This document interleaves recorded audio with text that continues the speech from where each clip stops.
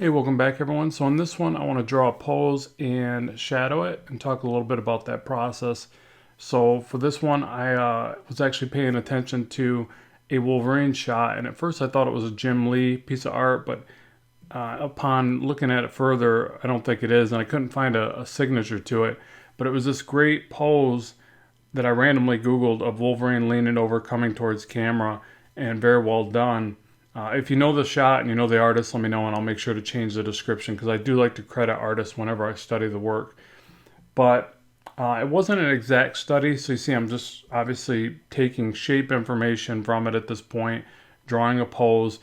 And so, what I recommend, and then I always try to do this, is like whenever I see a pose that stands out to me as something I need to learn, I try to stop what I'm doing, do a rendition of it. I don't generally take it this far, but I also wanted to practice some shadows, so I end up cleaning it up, adding some shadows, as I mentioned. So again, a lot of times I will just take at least a gesture of it or a couple quick sketches of it. But again, I think it's super important because usually those poses that stand out to us and resonate with us, there's something we need to learn there. And specifically with this one, it's that leaned over pose and the leg coming forward and one back. I just know that I wouldn't have been able to draw this as well from my own imagination. And obviously you should always draw from life and do the same thing. But I don't know. There's times I really like just drawing from comics because they're a lot of the comic artists are masters at anatomy anyways. So I mean I hear people say, well, if their anatomy's wrong, you're just copying their mistakes. I get that, but you also don't have to take everything that you see in their work as fact. You should always double check. Like I tell this to people when I share work that I share on like different sites and on my DeviantArt. I'm like, look, make sure you double check this against anatomy books or real life. I'm just showing you a way that I would go about it. So in this case, I'm showing you a way that I would study somebody else's work and then develop this. So now to the shadow part, and really this was another big part of it where I think immediately when I saw this pose, I was like, I want to draw that and I want to add in the shadows, but I put the reference away at this point and I drew the shadows just the way that I thought they should be drawn. The reason being is I just wanted to practice this kind of thing. So what I like doing here is dropping it in with a big brush, making these choices of where I think the shadows should be. And mind you, I specifically mean think. I don't know where these go. I just guess. And then I can go back to the source material and double check. But I like to put it away at this point and just make these guesses so that I can like zero in on what I'm doing wrong, really. Like where's my mind going astray? Or did I potentially, and this is going to sound ridiculous, but did I potentially do it better? I guess it could happen. It usually doesn't because I'm studying something because I need to up my game, not because I think I'm better than the study, better than the person, or definitely not better than a figure drawing study, obviously. But there is a certain amount where you have to convert that stylistically into comics anyways. So even though I look at life and then I draw a pose and then I put it away, I make some stylistic choices, and then I bring it back to see what choices I made. Not that it could be better than life, obviously, but did the stylistic choices deliver what I was hoping for, like something that just looked cool stylistically. And you can't get that from life. And again, that's why I don't mind drawing from comics. I think it's a smart way to go. It's definitely how I started. And I've heard multiple professionals like Todd McFarlane and David Finch like to say, hey, draw from comics. You kind of develop faster. I can't remember if that's exactly the way it was said. So double check and watch their videos and stuff like that. But I think it was along those lines. And it does kind of make sense. Like, I feel like when I originally grew the fastest, now obviously I was like a young artist trying to learn a bunch of stuff.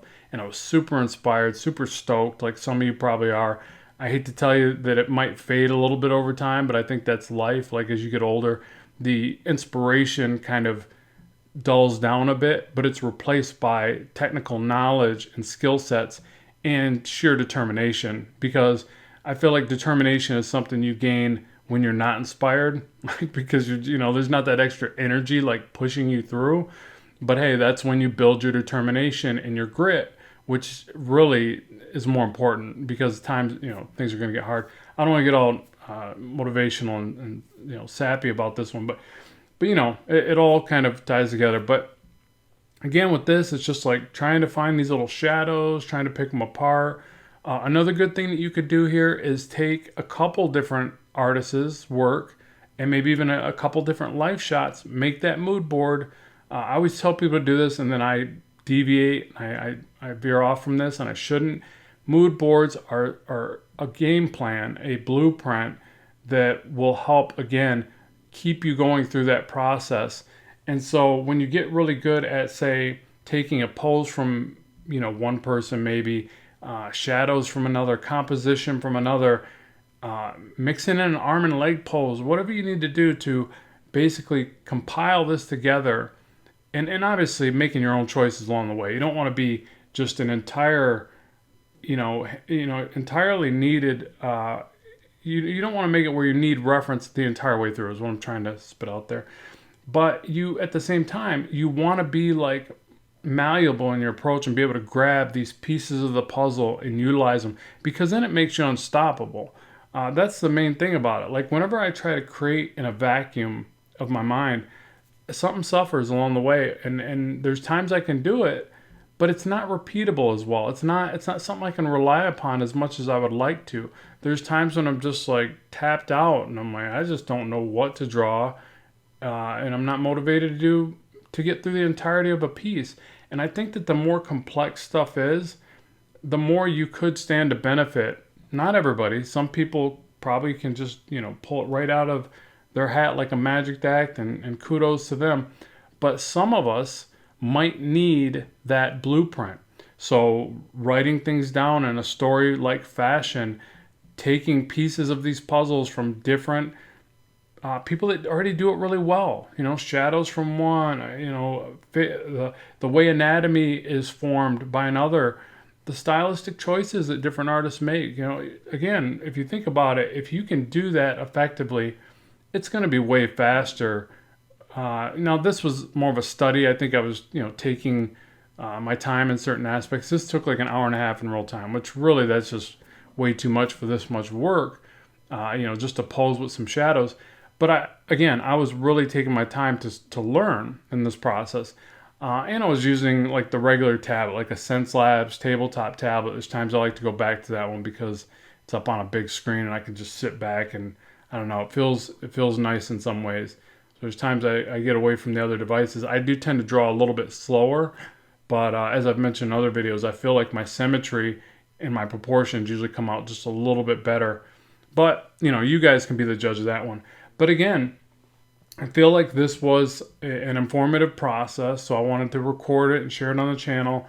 I would love to know what you guys think, and please take the time to let me know what videos you want to see specifically, because that's another thing where I can, in the vacuum of my own mind, I think I tend to regurgitate and remake some of the old stuff that I've already done over and over. It's part of my process for trying to improve certain things. But let me know, what would you like to see more of? Specifics are great.